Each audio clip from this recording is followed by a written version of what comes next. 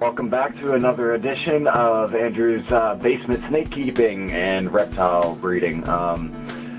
Basically, I'm going to show you this rack behind me, how I built it and how I set it up and what you need to do in order to set up your own kind of rack. And you need to add in extra shelves, so you'll see me going through that process. If you have any questions or any comments, please feel free to post it on my YouTube account, and I will do my best to find the answers, or if I know them, I will do my best to answer them. And you guys have a great day and enjoy the rest of this video. As you can see, it's just a normal shelving unit right now. It's about 16 inches deep and 30 inches wide by about 6 feet tall. And that's what we'll be working on. Alright, basically what we've got going on here is we've taken out the center 2 shelves, as you can see. And I've placed the shelf on top of one of the 28 quart Rubbermaid containers with a little spacer right here so that it will have enough room to slide in and out. Once we screw it together, we're pre-drilling the holes on the side and then screwing it in with 2.5-inch coarse sheetrock screws. Alright, we're about to put the second 28 quart shelf. As you can see, it's about 30 inches wide, and, or 28 3/4 from the inside to inside corners. And the 28 quart tubs don't quite fit exactly, but I was just using an old shelving unit that I had. And what we did over here was just pre-drilled some holes, and we put a little piece of cardboard in. As you can see, it just fell through. And we put this piece of cardboard as a spacer, so that it gives you a little bit of adjustability. And as you can see, this one is actually in place, and it slides quite nicely. And that will be perfect. You want to have it just tight enough so the snakes can't get out, but loose enough that you can open it easily and do what you got to do as far as cleaning and whatnot.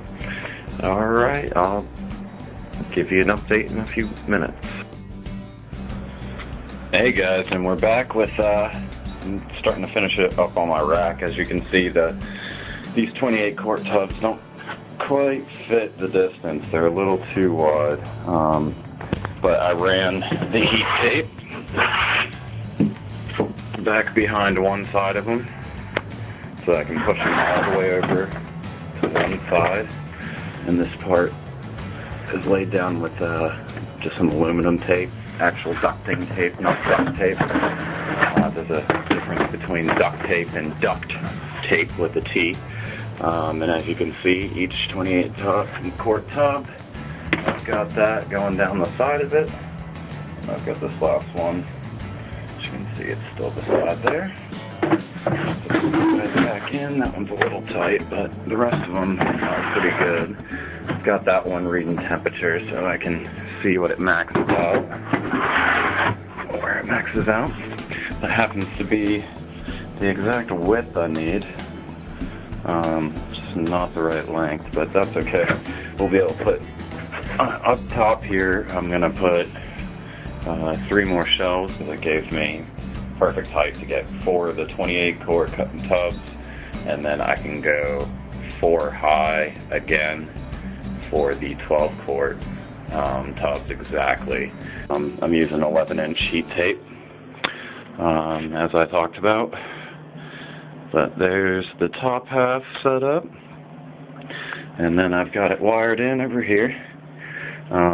It's just loosely wired in. I'm going to have dimmer switches, which is this, on all of them, and indicate which dimmer goes to what. To what one. I have 3 dimmer switches for 3 different power. I have power coming in through this line, this piece of tubing up here to this first box, and it's split off onto a dimmer switch. I'm not going to get into the particulars of that, but yeah, I've got that running on a dimmer switch, and then the power line is jumped to this box, and this one doesn't have the dimmer switch, and it's not even plugged in. These are the wires coming in from the actual heat tape itself. I don't have my cool little nifty magnifying glass thing, but I just jumped this box, rounded it out, ran it again, hot, neutral, and then broke the connection with the dimmer switch, going to the other connection, going outside here, coming out here. And I made them so they would come out in the middle. These holes, I drilled them through the back of each individual box, and so I can tuck the cords through there. And that's about all we've got today. I guess tune in next time and I'll have the whole thing together, and I'll probably be putting all my snakes in it, all my corn snakes at least. Done, all wired up. I've got 3 separate units that can be heated by a dimmer switch. These 4 big 28 quarts are all heated by this dimmer switch, and the right side is heated by this second one, and then the left side is heated by the dimmer switch. So I've got them all running, and make sure you put the thermometers. I can show you. I put it actually on the heat tape itself. That way you don't get it up past the spec it should be.